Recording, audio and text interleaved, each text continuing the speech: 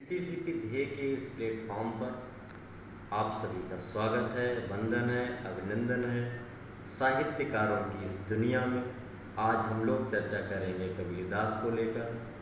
आपको बताना चाहते हैं कि माता प्रसाद गुप्त जिन्होंने कबीरदास जी के जन्म को 1398 ईस्वी माना है, वहीं पे श्याम सुंदर दास जिनको मातृभाषा का प्रचारक कहा जाता है, और प्रसिद्ध आलोचक रामचंद्र शुक्ल जी ने कबीरदास जी के जन्म को 1399 ईस्वी में।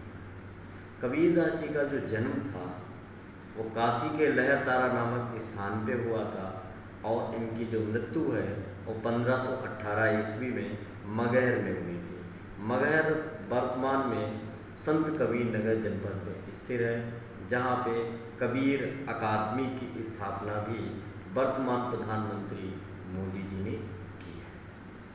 कबीरदास जी के बारे में कहा जाता है ये सबसे बड़े संत और समाज सुधारक कवि हुए हैं, अर्थात कबीरदास जी को हम संत और समाज सुधारक कवि के रूप में स्वीकार करते हैं।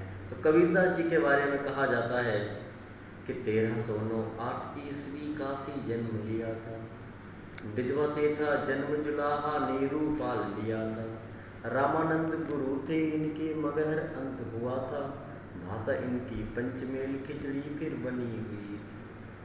तो कबीरदास जी की पत्नी का नाम लोई था, पुत्र का नाम कमाल था, पुत्री का नाम कमाली था, और नीरू और नीमा नामक जुलाहे ने इनका लालन पालन किया था। माना जाता है कि कबीर बिल्कुल अनपढ़ थे, इन्होंने एक भी अक्षर को पुस्तक और कॉपी की सहायता से बिल्कुल नहीं पढ़ा था। इनके बारे में कहा जाता है कि मसी कागज छुई हो नहीं, कलम गए हो नहीं हाथ। लेकिन ये ईश्वरीय प्रकृति होती है, ये प्रकृति का वरदान था इनके प्रति, माँ शारदे का इन पर साक्षात आशीर्वाद था, इसीलिए ये समाज के सबसे बड़े संत और समाज सुधारक कवि के रूप में उभर करके सामने आए। इतना ही नहीं, कबीरदास जी के बारे में धार्मिक विवाद आज भी विवादित बने हुए हैं। कोई इन्हें हिंदू मानता है तो कोई इन्हें मुस्लिम मानता है, लेकिन हजारी प्रसाद जी का मानना है कि ये सबसे पहले संत व समाज सुधारक थे। अन्य धार्मिक स्थितियों से इन्हें जोड़ना ये हम सभी समाज के लोगों की नादानी होगी। कबीरदास जी के बारे में इनके जो शिष्य थे, एक तो इनका बेटा था कमाल और दूसरा इनके शिष्य थे धर्मदास। तो धर्मदास और कमाल जी ने इनकी वाणी को पुस्तकों में नोट किया, और इनकी वाणी की जो भी पुस्तकें निर्मित की हैं उनको एक ग्रंथ के अंतर्गत पिरोया है। उस ग्रंथ का नाम है बीजक। तो बीजक ग्रंथ की जो है वो 3 भाग बना दिए गए हैं, एक आपका साखी, एक शबद और एक रमैनी बनाया गया। साखी का अर्थ होता है साक्षी, एक तरीके से जो प्रमाण प्रस्तुत करने का काम करता है। इसमें दोहा, चौपाई और सोरठे का मेल होता है। दूसरा है इनका शबद, में शब्द होते हैं, एक तरीका के गेय पद है, और इसमें ब्रजभाषा व पूर्वी बोली के पुट दिखाई देते हैं।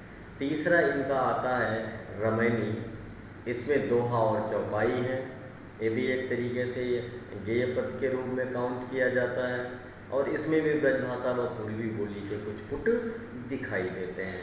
लेकिन कुछ विद्वानों ने कबीर की रचनाओं को 8 माना है, लेकिन सर्वप्रसिद्ध जो मत है उसके अनुसार कबीर का एक ही ग्रंथ था बीजक, और उस बीजक ग्रंथ के अंतर्गत 3 रचनाएं थी जो मैंने आपको भी बताई हैं, साखी, शबद और रमैनी। तो जो आपके कबीरदास जी हैं, तो कबीरदास जी के बारे में ये भी एक किंवदंती प्रचलित है, ये काशी में मरने से लोगों को स्वर्ग की प्राप्ति होती है। जब कबीरदास जी से ऐसा कहा गया तो कबीरदास जी ने इसके बदले ये कहा कि अगर काशी में मरने से स्वर्ग की प्राप्ति होती है और लोगों के कर्मों का उसमें कोई फल प्रतिभाग नहीं करता है, तो मैं निश्चित तौर पर काशी से हट करके अपनी मृत्यु को प्राप्त करूंगा, और ताकि मुझे पता चलेगा कि मुझे स्वर्ग मिलेगा या नरक मिलेगा। क्योंकि काशी के बारे में कहा जाता है कि मरणं मंगलम यत्रे विभूतिश्च विभूषणम् कौपीनम यत्र कौसेयम सा काशी के निमीयते। जहाँ मरना मंगलकारी हो, जहाँ मरना शुभ माना जाता हो, जहाँ की कौपीन साड़ी हो, ऐसी काशी में भला कौन मरना पसंद नहीं करेगा। लेकिन कबीर ने इन्हीं किंवदंतियों को दूर करने के लिए, समाज में उत्पन्न इन्हीं अंधविश्वासों को दूर करने के लिए इन्होंने मगहर में जाकर के अपने प्राण त्याग दिए। इसीलिए आज संत कबीर नगर जनपद के मगहर नामक स्थान पर कबीर अकादमी की स्थापना भी की जा चुकी है। कबीरदास जी की भाषा जो है वो पंचमेल खिचड़ी है, और कबीरदास जी की भाषा को पंचमेल खिचड़ी नाम देने वाले श्याम सुंदर दास हैं। कबीरदास जी की भाषा सदुक्कड़ी है। रामचंद्र शुक्ल ने कबीरदास जी की भाषा को सदुक्कड़ी भाषा बोला था। तो कबीरदास जी की जो भाषा है सदुक्कड़ी है, पंचमेल खिचड़ी है। कबीरदास जी हैं वो भक्ति काल के सबसे बड़े संत के रूप में साबित हुए हैं। हालांकि कुछ विद्वानों ने कबीरदास जी को तुलसीदास जी को कबीरदास जी के समकक्ष माना है। कबीरदास जी के गुरु की बात करें तो कबीरदास जी के जो गुरु थे वो शेख तकी, मुस्लिम परिवार के लोग कबीरदास जी के गुरु शेख तकी को मानते हैं। शेख तकी जो हैं वो माना जाता है सिकंदर लोदी की भी गुरु थे। अनेक प्रमाणों से प्रमाणित होता है कि सिकंदर लोदी ने कबीरदास पर काफ़ी अत्याचार भी किया था। लेकिन जितने भी हिंदू मतानुयायी हैं उन सबका ये मानना है कि कबीरदास जी के जो गुरु थे वो रामानंद थे, और ये अनेक ग्रंथों से ये विवाद भी निर्विवाद हो जाता है कि कबीरदास जी के जो गुरु थे वो रामानंद थे, क्योंकि रामानंद जी ने जो है वो अपने 12 शिष्यों में कबीरदास जी को भी एक प्रमुख स्थान दिया था। तो कबीरदास जी की भाषा जो है वो पंचमेल खिचड़ी है, सदुक्खड़ी है। ये भक्ति काल के सबसे बड़े संत और समाज सुधारक के रूप में जनता के सामने उभर करके आए हैं। कबीरदास जी ज्ञान मार्गी भक्ति शाखा के निर्गुण धारा के कवि हैं, और निराकार ईश्वर की उपासना और वंदना में लीन है। राम के, कबीर के राम और तुलसी के राम और रामानंद के राम। तो रामानंद के राम, कबीर के राम, तुलसी के राम में तीनों में अत्यधिक भिन्नता नजर आती है।